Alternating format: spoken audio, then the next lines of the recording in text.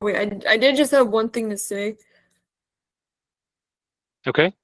I do have to leave soon in about like 2-ish minutes because I do have another meeting to get to. But it was really nice, like getting to know you guys, and I look forward to. Will this recording be shared by chance? Yeah. Yeah. I'll throw it up on our YouTube channel. Okay. Okay. What's the YouTube channel called? Dallas Salesforce, I think Okay. is. Okay. I'll send you the link through LinkedIn if. Okay. Thank you very much. You guys have a good Sure. evening and good conversation. Thank See you. you, Rashi. Bye. Bye. All right. So you want me to get started here? I can start presenting here. So Okay. let's, Knock yourself out. all right. Make sure I got the right screen going on here.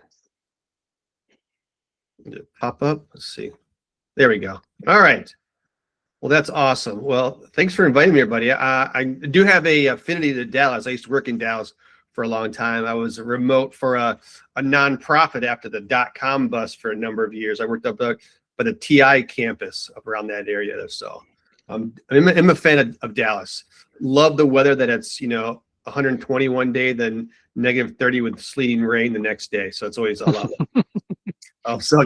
Well, if you don't know who I am, I'm Jeff Douglas. I'm the product manager for Agentforce Vibes. I thought I would just go through this deck real quick. I'm just gonna bring the same sheet of music. Show some demos. That's always the best part.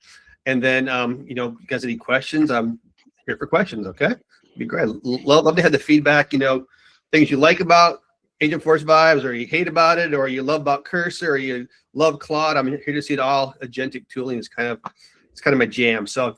Again, as usual, this is my favorite slide in the whole deck. I think it's best enjoyed over a brandy and a cigar. But essentially, don't make any purchase decisions based on what I'm going to say today, only on what's currently available and publicly available products and services. So who am I? And if you don't know who I am, I've been around for a while. I started developing in 2007 before Apex. It was still JavaScript back then.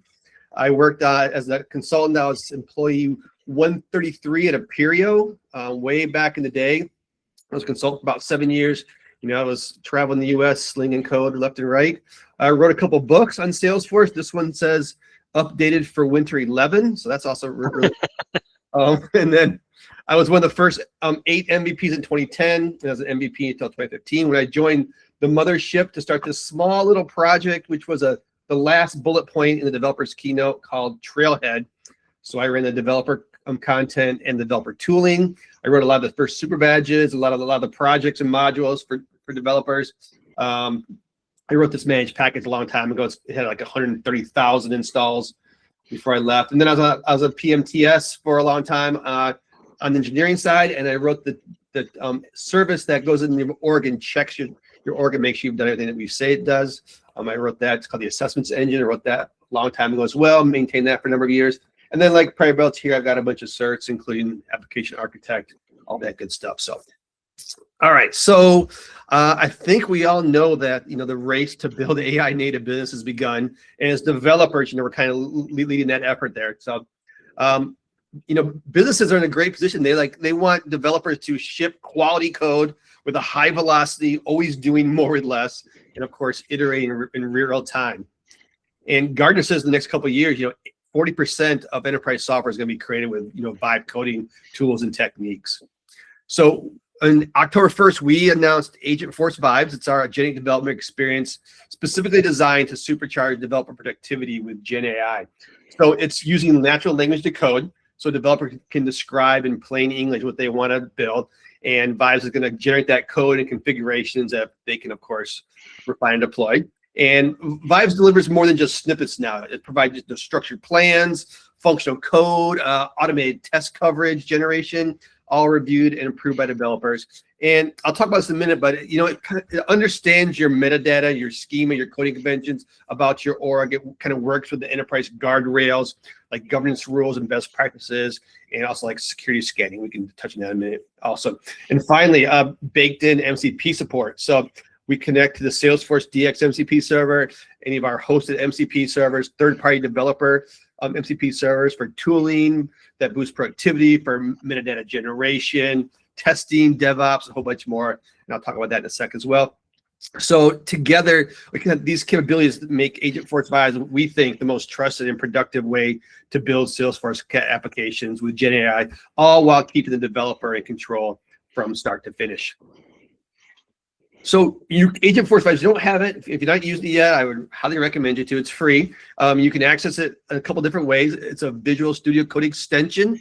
So it runs locally on your machine using VS Code, Cursor, Windsurf, and Anti-Gravity.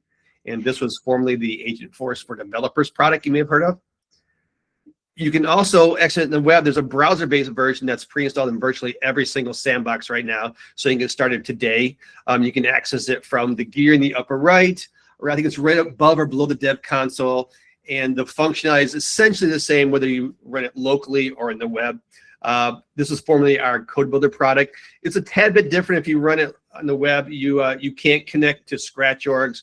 If you're running locally, you can connect to Scratch orgs and production and stuff like that as well. But the web-based version's got some IP restrictions because it's running off AWS. And so we've got some restrictions there. So natural language to code. So with Vibes, developers move from natural language directly into working code. You can describe what you want to build, whether it's trigger, handler class, LWC, maybe unit tests, or you can be doing a refactor, and Vibes is going to create that plan and the code and the supporting configurations for you. And it's not what you think is like traditional Vibe coding, where it doesn't just like generate a bunch of code and it hopes it works. It's more of a conversational coding that keeps the developer fully in the loop, while always reviewing and improving any changes before they're made. Now, this works across a wide range of use cases, from like new greenfield projects for rapid prototyping to MVPs, to test out new ideas, or even POCs to get something up and running fast. But we think the real strengths in feature development in existing orgs for like refactoring, debugging, testing, QA, code analysis, and even multi-surface work across both desktop and mobile.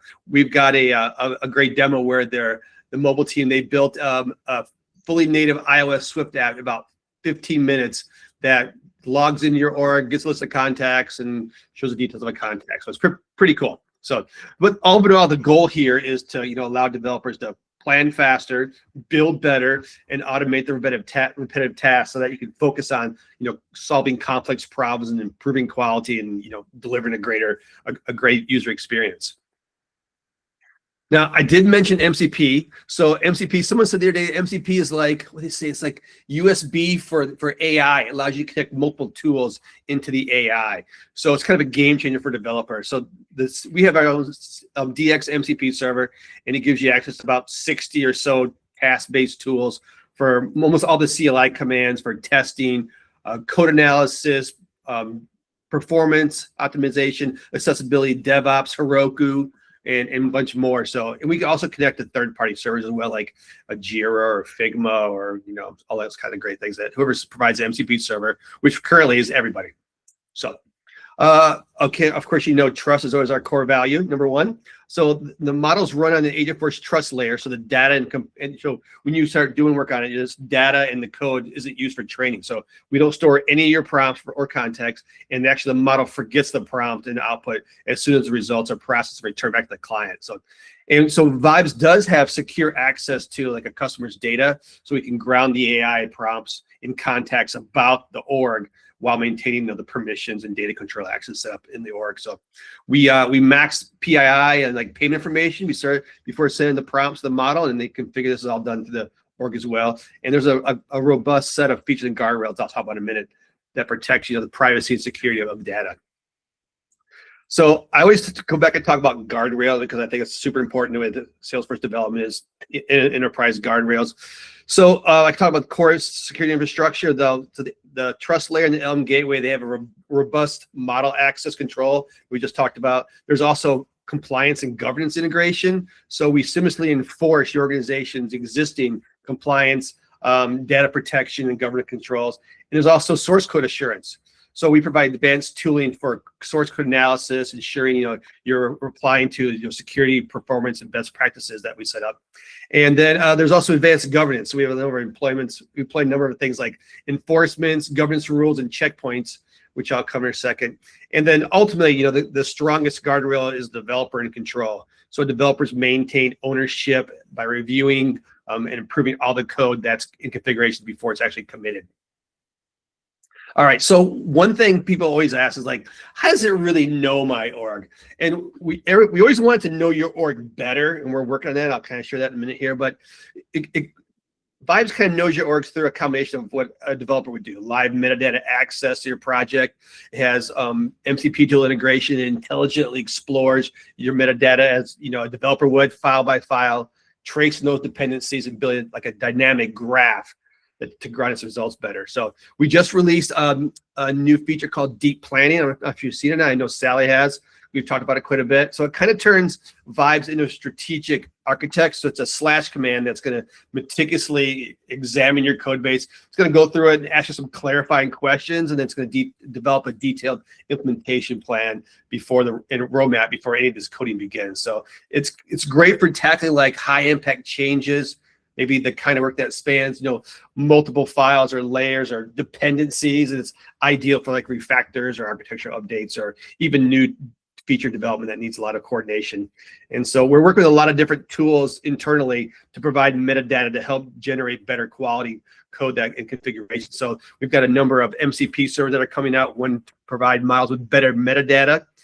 So if you want to build an Apex class, it'll provide the model with information about how to statically build that Apex class better. We also have things called metadata grounding, which will be a service on the platform where instead of saying of Apex class, let's say to the model, for the model to figure out what it does, this grind information will actually have that information already in it, so it'll tell it right away to the model, so it won't have to go and figure that out for us. So we think that plus a number of other tools is going to be a great benefit for developers to develop code that actually deploys first and that has quality as well. So we have two distinct plans to work with Vibes, plan and act mode. And plan mode kind of transforms how developers work with AI by adding structure and visibility and control before any of the code is written. So instead of just jumping straight into code, if you ever worked with Cursor, you used to you type some in the prompt and it would start working.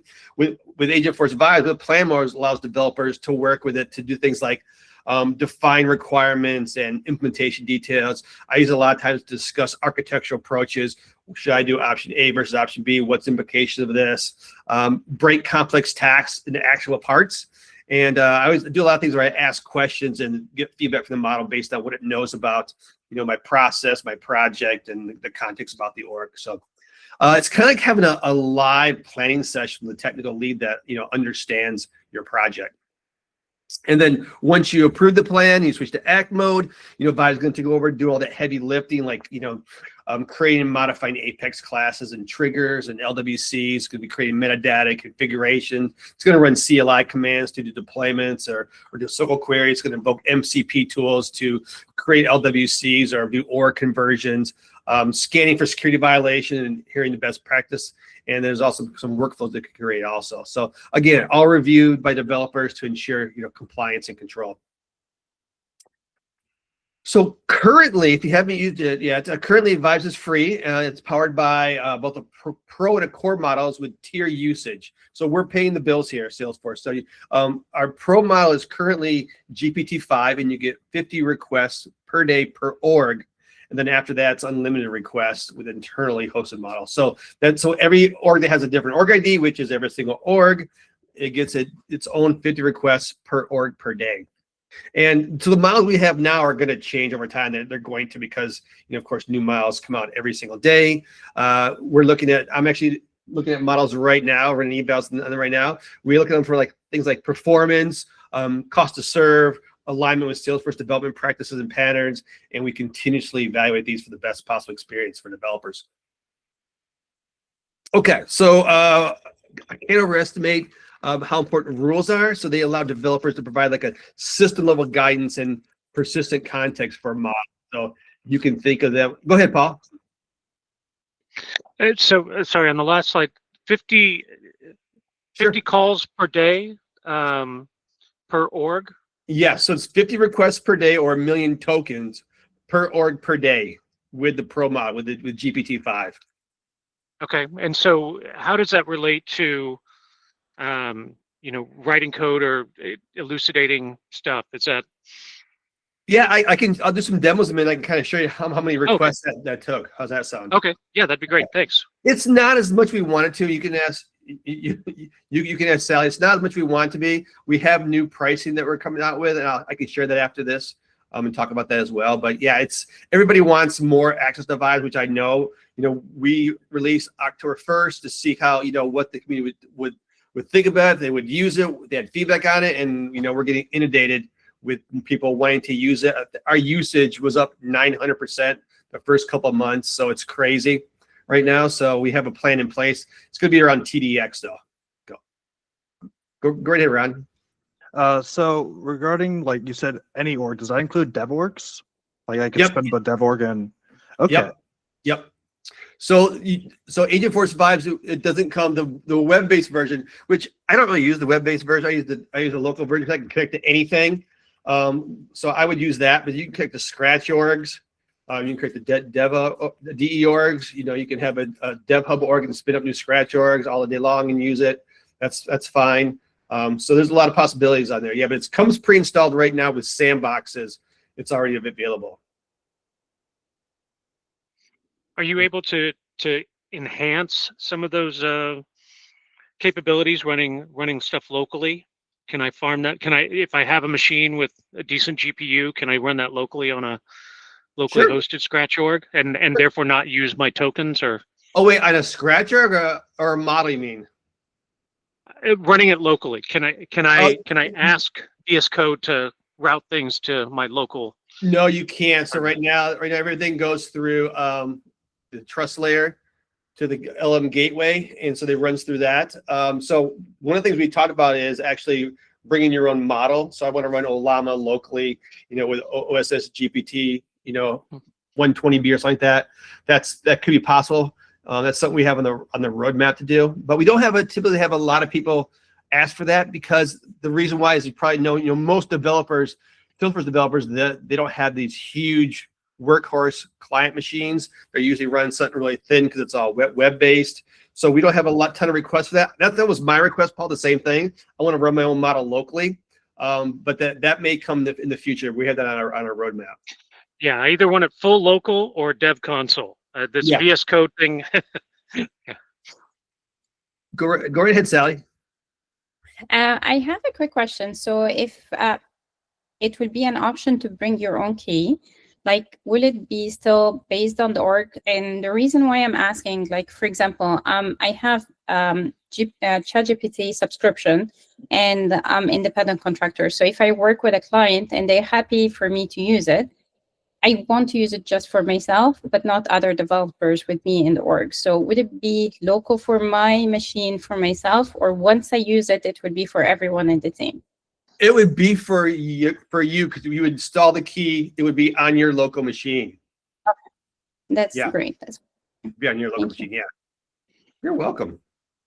All right, I'm going to go back here. Okay, back to rules. Okay, so rules, you can think of them as like a way to establish guardrails or coding standards or preferences that Vibes is going to follow throughout the development session. So as Sally knows, we have several out-of-the-box rules that you can use and customize, and you can create your own to match your own team's development processes. So there's two kinds of rules. There's global and project, and global rules are ones that you use across all your projects and act as like a persistent universal instruction. So there may be something like always use 90% test coverage for all my unit tests, or here's my naming convention, always use these, or always use a specific trigger framework. So that's what you can have as a global project. Project rule, on the other hand, maybe something like they live within your specific project you're working on. They're specific to that project. They're stored in the project directory, and they're version control alongside your code. So it makes it easy to tailor, Vibes behavior on the unique needs and pattern and structure of that project. So for example, you might say on project A, I want to use flows for automation, and project B, I want to use Apex for automation, and you can have that set up in your rules. Okay, workflows. Workflows came out a while. They're maybe getting surpassed by a few things we'll talk about in a second here, but they're a way for developers to define a series of repetitive tasks the model can perform. So when I set up that I use all the time is I have a workflow that creates a Scratch org, clones a repo, deploys all my all my code to the scratch, or then it runs all my unit tests. So you can think of that as like, if there's like a certain series of tasks you follow every day when you get there, or whenever you spin up a new org or have a new PR you're working on, you can have these tasks and these steps in part of that workflow. All right, so last thing I want to talk about, before I talk about some roadmap stuff, is checkpoints. I kind of mentioned those earlier. So they enable developers to inspect and revert proposed changes before they're actually applied. So every time you make an API request, it creates a shadow get checkpoint. So let's say you are working on a refactor and you notice that Vise is going totally in the wrong direction. You can stop that process. You can roll up to one of the previous checkpoints and you can inspect the code at that point, and then you can roll back not only the code, but also the model's context. So it had no idea of what it had done going forward. So, Sally. I have a question of like, now we have the rules, and like with the last release, we have the agents .md. My understanding that the agents.md file is also can be used to set the rules and put some guidelines, and the purpose is industry like level generic file that other vibe coding tools can look and read. Yep. My question now is, if we think about the rules versus agents.md, and if in the future we get skills as well, because my understanding the skills is like for sub agents to have like specific rules or criteria to follow. If I think about rules versus skills, I would think like rules can be shared or reused across different sub-agents if we, at some point, we have sub-agents in Agentforce vibes. But skills, it's only dedicated and the rule specific for a sub-agent. If that's correct, what's the usage for agents.md as well? Because I don't see when I would use it. So agents.md, so when Vibe starts up, it's going to load your project-specific rules, your global rules, and then the agents.md. You can have a different agents.md for every single directory if you wanted to, and have it, have rules for that specific directory as well. So it's more of an industry standard. So some people are like getting rid of a lot of the rules because some of these rules are being tweaked into skills now. And a lot of them are going into agent.markdown as well. So we're looking at converting a bunch of rules into skills because they're not deterministic, but they're easily picked up and used and they apply more specifically to a certain scenario than the rules do. The rules, of course, I think you saw we can apply them to certain types of files, but for more specific instructions, we're seeing a lot more people switching to skills as well. But like, the agents.md file will be always loaded, so it will consume a lot of like space from the context window, versus like the rules we can turn it on and off. So like, what's an easy example like where I would say like it's better to go with the agents.md versus putting the rule in a rule file and control to load it or not? Yeah, I know that Mike was talking about this the other day, and he uses his agent.md file when he uses different coding tools. So he'll use his cursor files. He'll use they're more portable back and forth. And that's what he used it for. I haven't looked at them as much since we released them because like I said, we're transferring a lot of things over to skills. But that's a great question because you can't really deactivate agent.md as you can with rules itself. So yeah. I see it's useful as, like you mentioned, if we are switching between Agentforce vibes and like cursor, because it will be global across them. But if I'm a user who is just specific to Agentforce vibes, like I don't see myself going and writing them there because I cannot disable. I can maybe think about rules or not, and if later in the future we have skills, I can compare if it's like something I wanted to be reusable, I put it in a rule. Yeah. If it's very specific, I put it in a skill. But I failed to find a use case for myself if I'm 100% using Agentforce vibes, for example, only to use it for. Yeah, because I think rules agents.md are more general than like our overarching project guidelines, where rules are more use specific constraints, like always use this this trigger handler framework. And I think agent.md is more of a project type, more like maybe like a global rule. There is some overlap there, so they're kind of used as a a universal standard in the industry, whereas rules are more like for deeper. I don't know if they say this is more for deeper integration and proprietary integration, but I don't think so. I think they're more generic also. There is some overlap there. I think you're definitely right. So can it be, for example, using a rule, writing a rule for the beta XML to be, for example, 65 API version, that can be maybe in the agents.md because it's generic. It's not just Apex. It's not Apex LWC, any other meta file that we needed, for example. So we've done that. So we have an Apex skill that we wrote, and it has, so a skill has a folder. So this one's called, I think it's called Apex class. And then in each folder is a skill.markdown file. And that has all the information about that skill, what it's for, how it's used, maybe some examples in there. And then from there, you will have like more information on things that the agent will need to find out by itself with more of a discovery process where it digs down into the skill to find more things that it needs to discover and send back the model. And I can show you, let me send a link to this real quick. So we've got this right here. Actually, you guys see my screen, right? Okay, so let's do this. I'll give you an idea what a skill looks like. This is the Apex skill. So this is Apex development, Apex class. Here's the skill. So the skill says when it's being used, use this whenever you're developing Apex for selectors, domain classes, batchables, DTOs, interfaces, and it tells you what the scope of this is. That it generates, what it doesn't generate, and here's the requirements. Before going, ask the user this stuff if it's not apparent, and then it has coding standards for bulkification, governor limits, sharing models, naming conventions in here. How does Apex docs, null safety checks, constraints, custom exceptions, error handling, what the file should look like. What API version there are. And I think that's specified up here somewhere. API version in here somewhere. I saw it earlier. So yeah, right there. You can put API default in there if you want to. And then you'd have things like actual examples, some different types of classes in here that we talk about. And then at the bottom, you start actually getting into examples.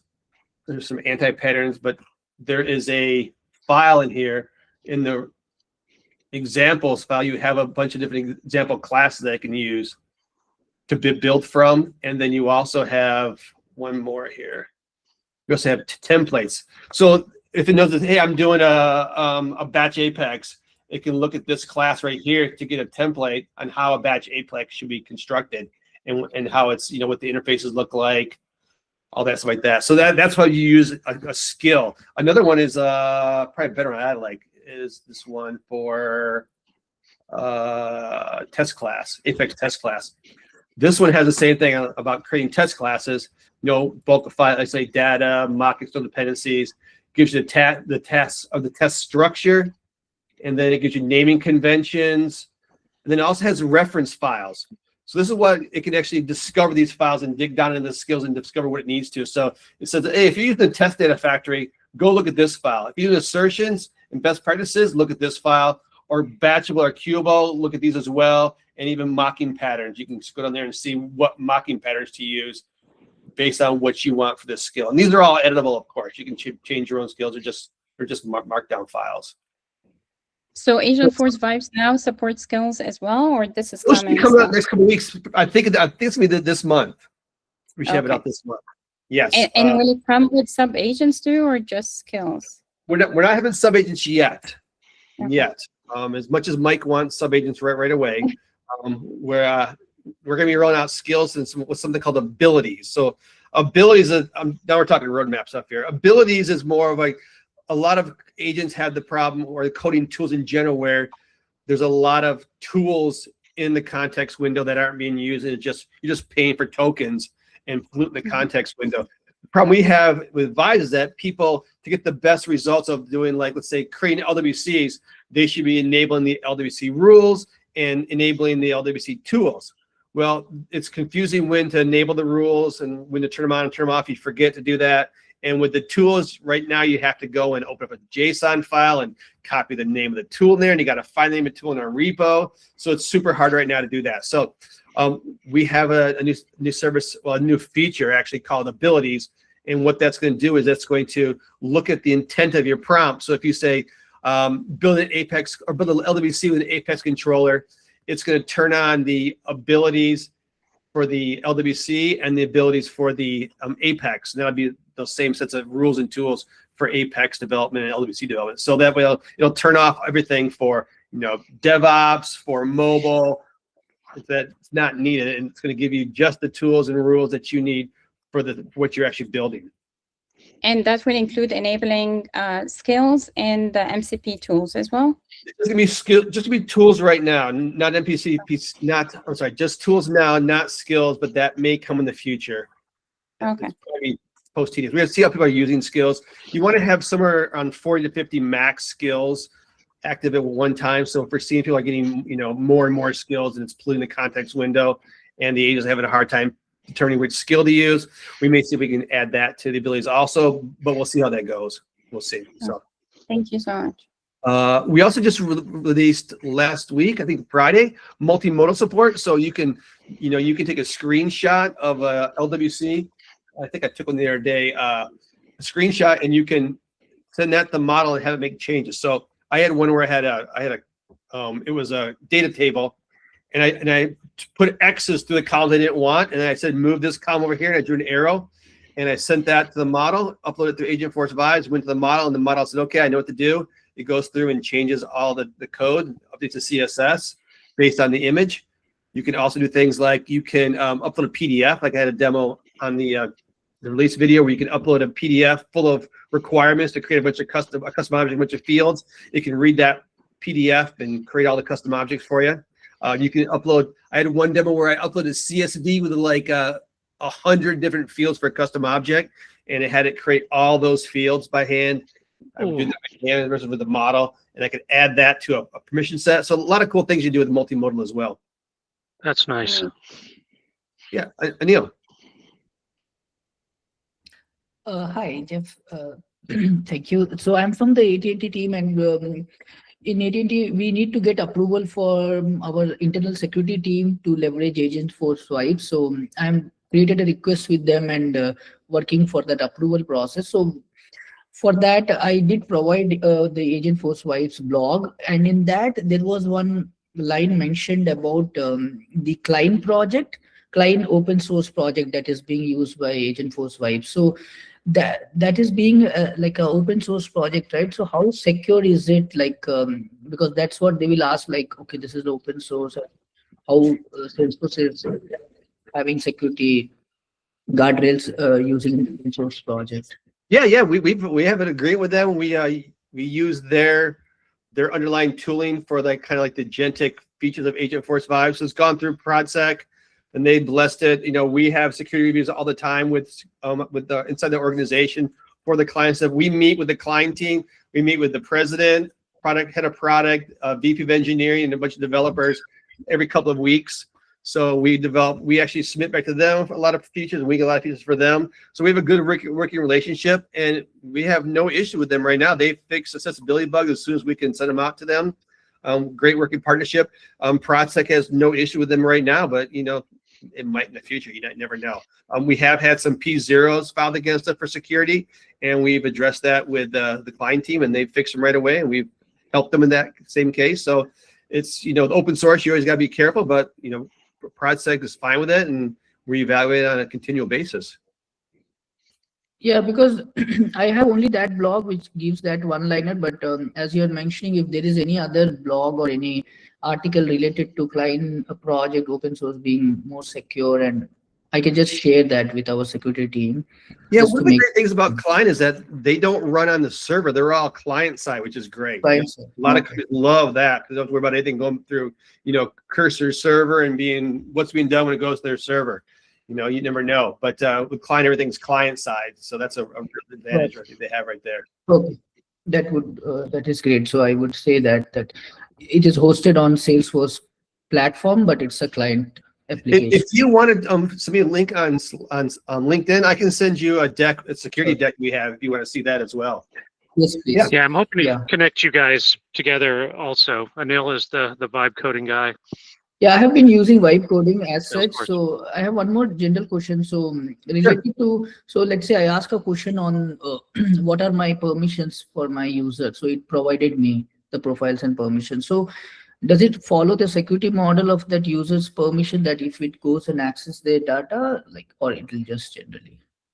It'll access the data as yourself. So it's gonna, still, it's Okay. logged in your org as yourself from the Right. so it can access the data as yourself. Yeah. Yeah, so it follows a security model for that user, even though, let's say I don't have access to see, I'm not a system admin. I'm just a normal like Sure. sales user. So even though I ask that Yeah. question, it should not provide me the permissions that I have, right? That's what I assume too. Yeah. If you would run it through the CLI or the REST API, you're going to get the same results back. Got it. So it follows that it doesn't go out of context of the Yeah, whatever exactly. permissions I And have. a lot of the tools, a lot of the Salesforce developer tooling is baked right into CLI. So, like for instance, a lot of the MCP server tools, they're literally under the covers calling the CLI. What they're doing, they're just forming the flags and parameters a little bit better than a model could in more deterministic ways. But a lot of it's just calling the CLI. Got it. Yeah, yeah. Because just for the context, so they did ask a question that how much data it can penetrate and get information. So I suppose it is only going at the metadata level, or does it go to any record and say, okay, can you give me the account details of this, and will it go to the account object and provide? Yeah, Or, you can run SQL queries on anything you want to that you have access to. Yeah. right. Yeah. Yeah. So yeah, from the security point of view, then I'll say that whatever access that user has, it goes to that level and provides that access. Okay. Yeah, and that's where we don't recommend you using this in production. Most developers aren't in production anyways, so that's why it's already pre-installed with sandboxes. Kind of keep stay out of production as developers should anyways. Yeah. Yeah, sorry, just for the context, I'm saying, like, let's say the production system admin also wants to find, or the business config says, okay, why I have to do all the reporting? I can just ask and get that information, right? For that. Yeah. Yeah. Yep, it'll run the SQL query. You can have it, you can generate an Apex script and run the Apex anonymously. You can do that as well, and that would have access to it as your user. Yeah. Yeah, because I feel that I'm just saying in context of Agentforce, the normal Agentforce employee agent versus this is much cost effective, right? For them to just ask questions and get answers rather than using an employee agent to ask questions and get answers. Yeah, got it. Yeah, thank you. Great, Crystal. Okay, Jeff, just a quick question, follow up with a new one. So is Vibe actually is follow the user context instead of system context? That's correct? Yes, because it logs out the user. It knows the user. When you actually use the CLI, when you install it and log in, it's going to set a GUID, and that GUID is going to be your user ID that follows you around everywhere. And so when you're making calls, it's going to know exactly who you are as you're making calls.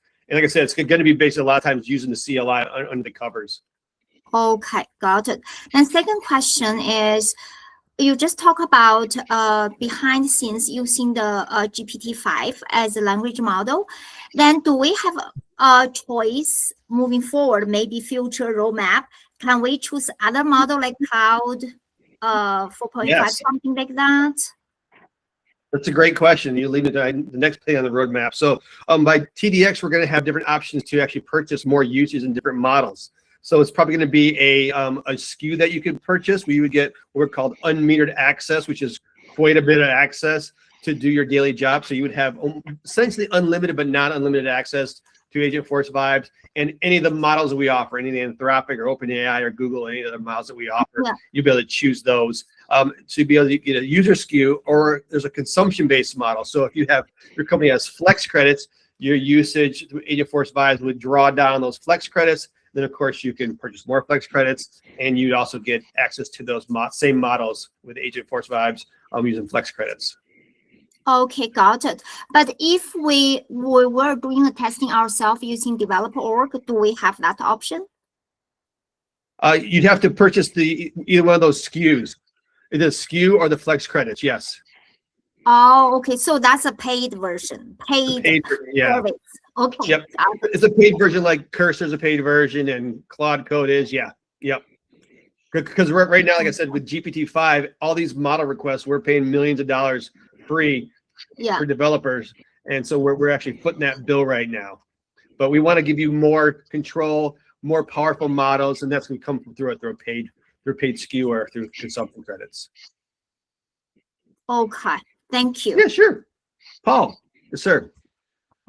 So I had two questions and I forgot the first one. I guess the zinger is how long until Apex reaches end of sale?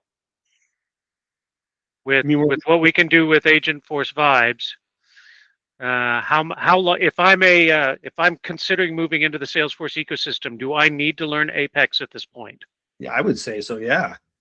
Yeah, because you're always going to need developers and engineers and architects who actually know what the agents are doing and can guide them. Because I've seen the agents do things totally wrong. Like the other day, I was developing something. I had a transaction object, and I was using the created date as the timestamp. And then when I was writing tests, the model was like, "Hey, I want to backdate some of these records for testing, but you can't do it. We said you should make a transaction date." So I said, "That sounds great. Make a transaction date." And it said, well, you've got all these things creating the record everywhere. We'll have to update here to create the date, and update here to create the date, update here to create the date. And I said, well, why don't you just default in the current date? And it was like, oh, that's a great idea. I should do that. Yeah. So these models aren't 100% correct about a lot of things. They don't know the right approach sometimes. They don't know the best way to do it. They don't know the context about your org. So there's always going to be developers and engineers who are orchestrating these things and kind of like, I guess you'd say, coercing them into do the right things a lot of times. So cool. I don't think that's going to be a problem. You're still going to need Apex developers. Yeah, we're doing a lot of development still in Apex. I mean, I just met with the Apex PM yesterday. There's a lot of stuff going on. I was looking forward to seeing which way you went. With Pro Agentforce Vibes can do everything and will be able to do everything versus a riot from the developer user group. No. Like I said, I've been developing since 2007. No, it's not going to go away. No. Okay, cool. Sally. Quick question, sorry, Jeff. So now, like at the beginning when we were trying to work with any meta files that like in the background is XML, like custom fields, page layouts, it wasn't doing the greatest job. Like, do you still see those as issues or it got better? It's funny. I see the models getting better every day. Like, it was funny. I was talking to some of the product managers. They're like, this is probably back 3 months ago. They're like, models can't really generate flows well. And I was like, yeah, 6 months ago, they weren't that great. 3 months ago, they were pretty good. Today, they're Opus 4.6, pretty darn good at doing flows. I'm not sure we use them lately, but it's pretty fantastic. I had it take a whole bunch of flows and convert them to Apex classes, and it understood everything and basically converted everything to Apex class in a matter of minutes from flows. They can generate some pretty good flows now. So you're talking, 6, 9 months, 12 months from now, they're going to be pretty darn good with flows. But it's getting better all the time. ChatGPT 5 or ChatGPT 5, the Pro model, not so great. Not so great. No. I think we're gonna be switching to probably one of the Anthropic models when we start having the paid version. We're gonna have a bunch more of those because they're just better models. Anthropic's kind of the king. There's some great open source Chinese models, but we're not gonna be using the Chinese models anymore. So we're just gonna be using mostly from the 3 frontier leaders. We are looking at Gemini 3 Pro, which is a pretty nice model as well. We've had some good luck, good success with that model as well lately. So it's gonna be one of the ones that we're offering as well. So. Okay. And the other question, loading a picture or document now, do you see it like it's consuming way more API requests than just typing a long descriptive text prompt? It does take up the context window because it basically takes that image and I think it turns into base 64 and sends that through the context window. So it depends on the size of that image.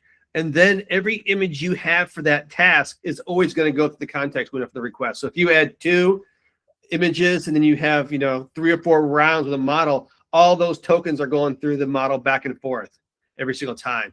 So it'd be great if you could compress that and condense that context and kind of dump those images if you don't need them, or even better, we're gonna start talking about this in the near future, is, you know, we think people should be starting more tasks, you know, starting brand new tasks and getting a fresh context window. And we get a lot of stuff out of that you don't really need anymore. So that's something we're gonna be hitting on as a best practices, you know, start tasks more often. Okay.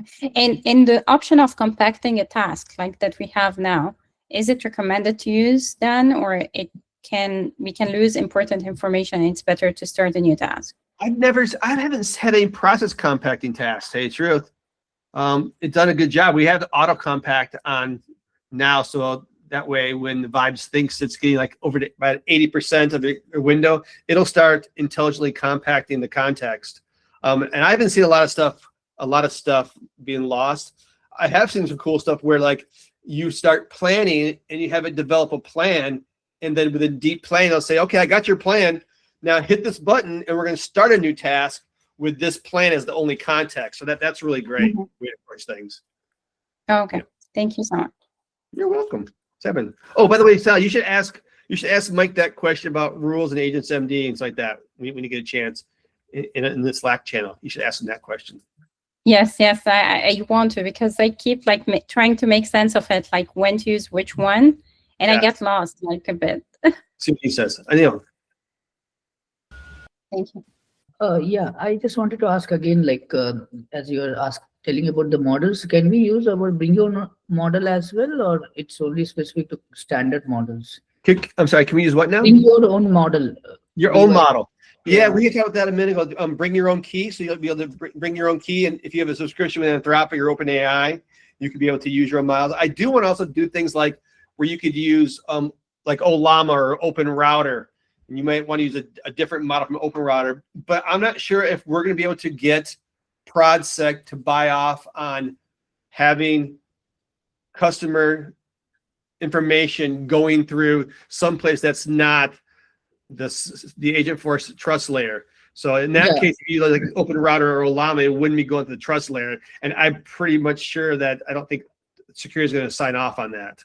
Yeah, for example, in Agentforce, we have that Agentforce studio, right, where we configure a bring your own model. So currently we did that and use our Ask ATT model, enterprise application model, and it is working. So the same like that, I wanted if this also we can set up bring your own model using our Ask ATT internal.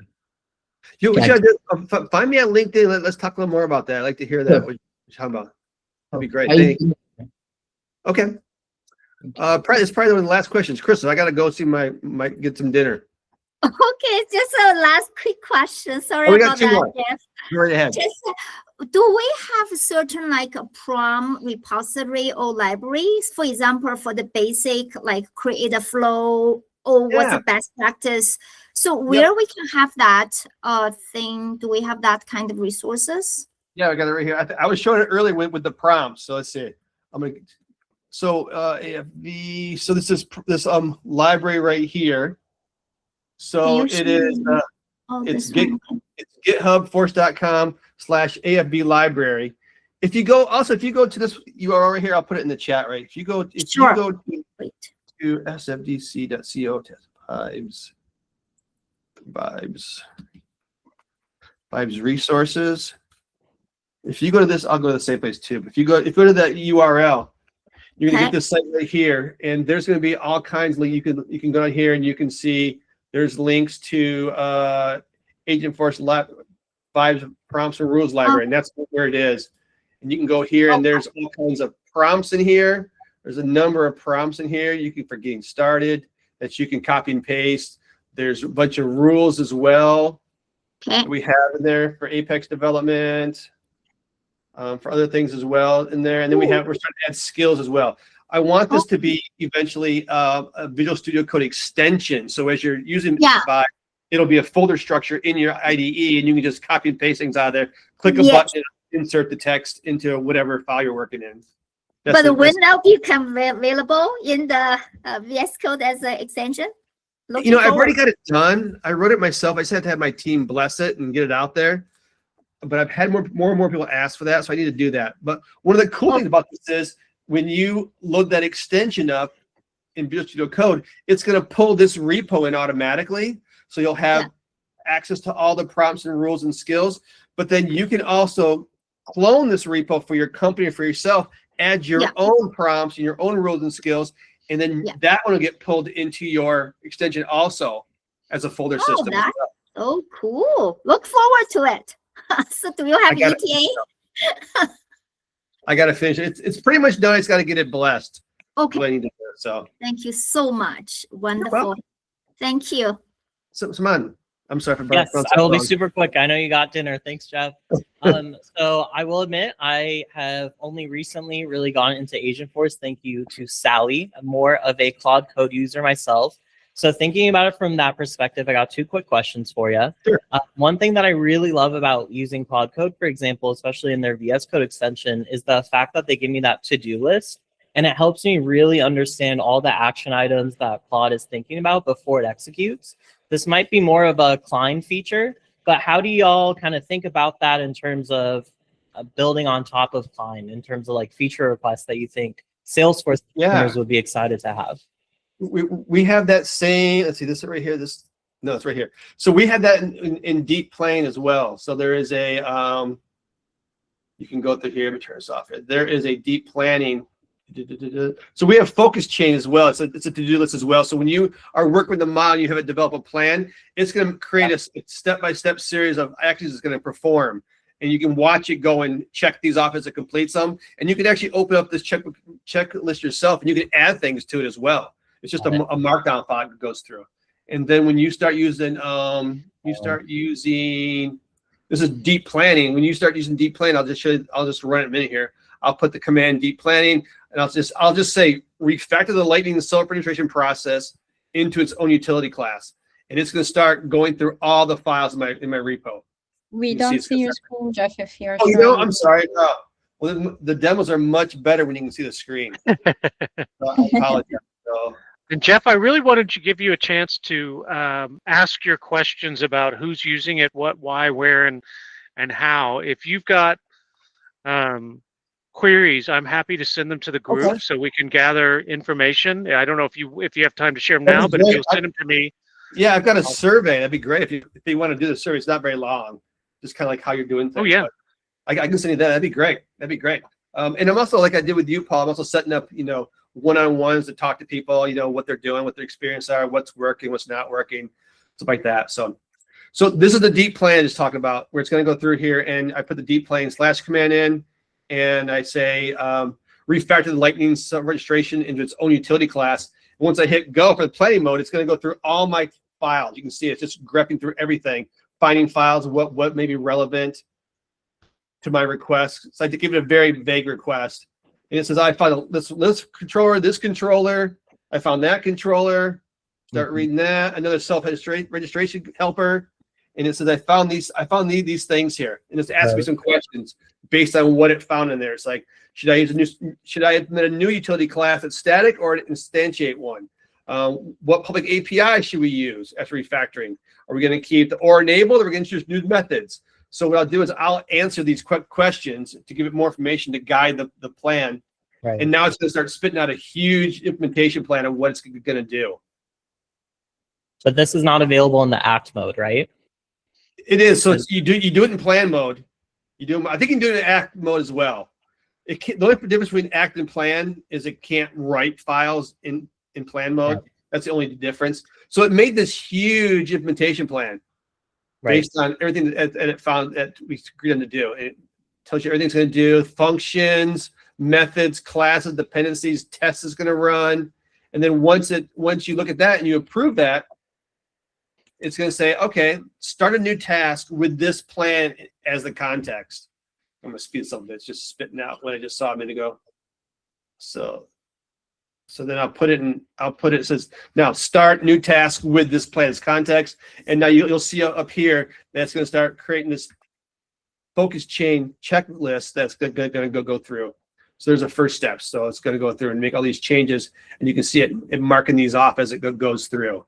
So that's kind of the plan you get. Okay. I also do things which I also do with Claude and Cursor and Vibes is where I'll just say, hey, investigate a way to do this, to do X, and write the information to a planning document for me. Because you know you may not ever get to it. You may have to come back with it. So it's always great to have a doc you can throw back in the context, and it knows what it was doing in the past. And I'll even have checkboxes, you know, make it a phase approach. Do phase 1 and phase 2. We'll wait on 3 and 4 later. And then I'll come back 2 days later, throw that doc at the model, and it knows what to do going forward. Got it. So I do a lot of with Claude Code every day too. I love Claude Code. I love Cursor. We use that religiously internally, and I love Agentforce Vibe. So they're all great tools. They've got a little bit of a head start on us, a little more feature rich because they're catering to every developer. We're just trying to be the best tool for Salesforce developers to create applications with. Got it. Thank you for showing me that. Do you have time for one more quick question? Sure, go ahead. Okay, this one's a little more of a roadmap question, but so I know you talked about Agentforce for VS Code, Agentforce Vibes, the IDE. You're missing one, the terminal. Any plan for headless agents? Because there's a lot of capabilities I could see there to make my life easier as a developer that's in the terminal, building CI/CD pipelines. Is that something y'all are thinking about? Oh, we're definitely there with it. We've met with Klein. We were waiting on this feature too. They just rewrote their CLI and launched it like I think a week and a half ago or something like that. So it's coming soon. It's great because what it allows you to do is their CLI allows you to orchestrate tasks that are running not only in the CLI but also in VS Code and also in IntelliJ as well at the same time. So it's a really great little CLI. They're working on it. And so we're going to be using it to do a lot of headless testing internally on a lot of our tooling. So we're waiting for that as well. And then after that, we're going to start talking about sub-agents. So that'll probably be right around TDX or after TDX by Dreamforce. I don't know if a lot of developers have great use cases right now for agents. Some people do, but I would say the majority don't. But we see a lot of great use cases that we're going to be talking about and developing for in the future. So, you're right on board with the sub-agents. Yeah, because I had some success with Ralph loops using Claude Code to solve Salesforce requirements for me. But yeah, I really wanted to do that with Agentforce Vibes, but couldn't. So looking forward to that. I had a demo I was working on over the weekend, and I just said, write me a bunch of reports. And it spun up, this was Opus 4.6. It spun up 4 agents, and each agent took X number of reports and built them, and they were done in like a minute and a half. It was crazy. Wow. It was crazy. Yeah, 4.6 is nuts right now. It is amazing. Yeah, amazing. Thanks again for your time, Jeff. Appreciate it. Yeah, thanks so much, Jeff, for talking to us. Yeah, send me that survey. If you can put it in the chat now, hopefully you'll have some responses tonight. But if you don't find it, then go eat dinner, send it to me, and I will send it to the group in a separate email. Actually, I have it right here. It's right here. Give me 1 second. I'll find it. Do I have it? Thank you so much, Jeff. Great session. Thanks for the organizing. Thank you. Good. See if I can. Let's see, this is it. Nope, that's not it. Okay. Give me 1 second. I'll get it to you because it's probably easier right now than having to get back with you. Unless Gmail's not going to let me log in. Let's see. Nope, it's not going to log in. I'll just send it to you. It's not going to let me log in because I'm on my work computer. So I appreciate your time, everybody. If you have any questions, just find me on LinkedIn, okay? Well, I've still tried to connect with you on LinkedIn, and you've still got me pending. So, did? Yeah. Right now. Tell me another one. I'll do it right now. Let's see. I get so many requests. I was getting like 400 a day for a while. Oh, geez, 99 plus. I'm glad you accept mine, Jeff. Thank you. Oh, did I? Okay. Yeah. Yeah, there's a nil. I'll find you. Yeah, I'll find you. There's a nil. Yep. Okay. No worries. I'm just giving you a hard time. I appreciate that. Very elite. Thank you so much, Jeff. Thank you so much. You have a great day. Thank you. Bye, Sally. Bye. Bye. Oh, that's great, guys. I'll shoot his survey out via email through the user group email if you can fill it out for him. I was really hoping to give him some time to survey us and find out where we were going. And Neil, I'd still like for you to chat with him directly since you're so close to it. I'm sure he'd love your opinions. So great. Anybody any final questions? Sally said, I think may know more than Jeff does at this point about Agentforce Vibes. If not, I will Well, release everybody. Thank you guys. I'm sorry. Go ahead. Thank What? you so much. No, I was just saying I saw Sally's YouTube channel, so I'll go through that and then I'll ask her as well. Thank you, Sally. Yeah, feel free to ask anything, anytime. I would be happy to help. Thank you. Thank you. Bye. Cool. Thank you. Have All a right, great thanks, guys. evening. Have a good night. Bye. Have a good Bye.